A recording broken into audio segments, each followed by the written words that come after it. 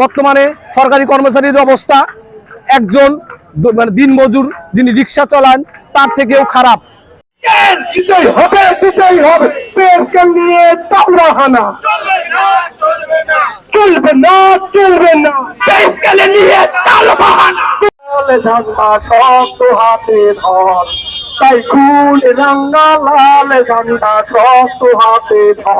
আমরা দীর্ঘ 11 বছর পে স্কেল বৈষম্যে ছিলাম। বর্তমানে আমাদের সরকারি কর্মচারীদের যে অবস্থা হচ্ছে, আমরা খুব মানবেতর জীবনযাপন করতেছি।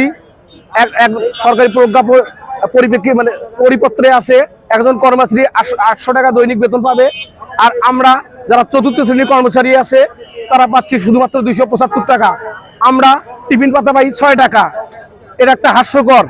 বর্তমানে সরকারি কর্মচারীর অবস্থা একজন মানে দিনমজুর যিনি রিক্সা চালান তার থেকেও খারাপ। আমরা ইউনিট সরকার বা এন্ট্রিম গভর্নমেন্টের কাছে আমাদের একটাই অনুরোধ, আগামী 72 ঘন্টার মধ্যে আমাদের পে মানে স্কেল বাস্তবায়ন করতে হবে এবং পে স্কেল বাস্তবায়ন করে আমাদের দাবি মেনে নিয়ে আমাদেরকে সুষ্ঠুভাবে কলেজ এবং অফিসে কাজ করার সুযোগ করে দিতে হবে। ধন্যবাদ।